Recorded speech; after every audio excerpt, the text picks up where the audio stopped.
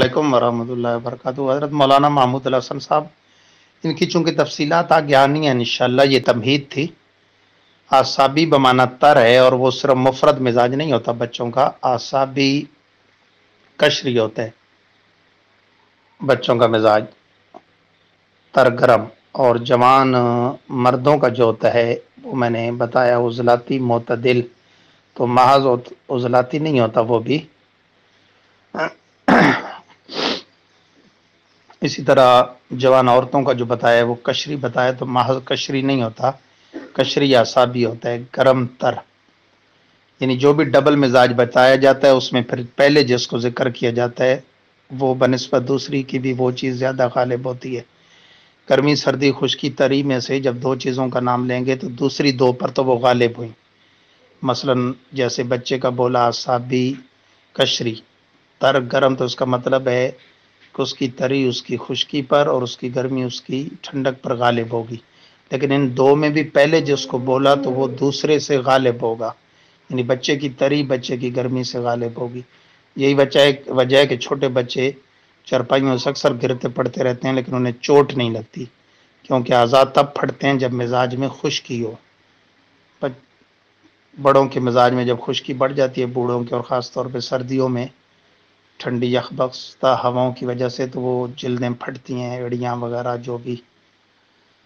तो बच्चों के नहीं फटते आज़ा, वो तरी की गलबे की वजह से। तो आसाबी मोतदिल का मतलब ये है कि उसके मिजाज में बुनियादी तौर पे सबसे ज़्यादा तरी गालिब होती है, लेकिन वो गलबा इस हद तक ना जम पहुँचे कि वो बीमारी बन जाए खुद। जो उसके बचपने का तकाजा है उतना आसाबीपन, जवान मर्द के जवानी का जो तकाजा है उतना उजलातीपन यानी खुश्की बनिस्बत औरों की बड़ी हुई हो।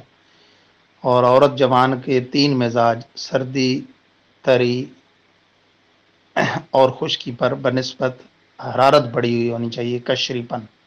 और बूढ़ों का मुखाती यानी ठंड, सर्द पड़ जाते हैं, ज़ाहिर है वो आसाब उनके जाम हो जाते हैं बुढ़ापे में। तो आसाबी मिजाज तरी वाले मिजाज को कहते हैं, उजलाती उसकी ज़िद है खुश्की वाला मिजाज, कशरी हरारत वाला मिजाज और मुखाती ठंड वाला मिजाज। इनकी तफसीलात इंशाल्लाह बयान होगी। आपका सवाल चूँकि मुफीद आम सवाल था, बमाए जवाब इसको मैं ग्रुप में सेंड कर रहा हूँ।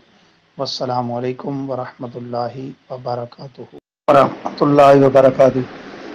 असल में इंसान की सेहत वाली नब्ज़ें चार हैं: मुफरद आसाबी, मुखाती उजलाती कशरी। और बीमारी वाली नब्ज़ें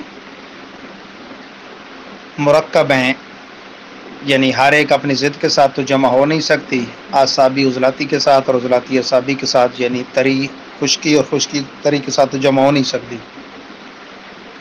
इसी तरह मुखाती कशरी के साथ और कशरी मुखाती के साथ, यानी सर्दी गर्मी के साथ और गर्मी सर्दी के साथ तो जमा हो नहीं सकती। तो चारों में से हर एक अपनी ज़िद को छोड़ के दूसरी दो के साथ जब जमा होगी तो 2 4 8 बन जाएंगे, यानी बंदा आसाबी मुखाती होगा या आसाबी कशरी, तर सर्द या तर गरम। इसी तरह उजलाती कशरी होगा या उजलाती मुखाती, यानी खुश्क गरम या खुश्क सर्द। इसी तरह मुखाती आसाबी होगा या मुखाती उजलाती, यानी सर्द तर या सर्द खुश्क। इसी तरह कशरी उजलाती होगा या कशरी आसाबी, यानी गरम खुश्क या गरम सर्द। यूँ बीमारी वाली 8 नब्ज़ें बनती हैं। तो जब वो बीमारी के मिजाज हम बोलेंगे, बीमारी की नब्ज़ें बोलेंगे, तो जो उनमें दो बोलेंगे तो वो दूसरी दो पर तो गालिब होंगी। मसलन हमने एक बंदे को बोला कि ये मुखाती उजलाती है, यानी सर्द खुश्क है, इसका मतलब है कि उसकी सर्दी उसकी गर्मी पर और इसकी खुश्की उसकी तरी पर गालिब आई हुई हैं। ये दो खिलतें उसकी गैर मोतदिल हैं, इसकी वजह से वो बीमार है। इसकी वजह से क्या क्या अलामात पैदा होती हैं कि आप तफसील से पढ़ेंगे तो इंशाअल्लाह आ जाएगा। बात सवाल ऐसे हैं कि उनका मैं तफसीली जवाब दूँ तो अभी समझ भी नहीं आएगा। तो हमने बोला मुखाती उजलाती है यानी सर्द खुश्क है, तो क्या मतलब इसकी सर्दी खुश्की इसकी गर्मी और तरी पर बढ़ी हुई है।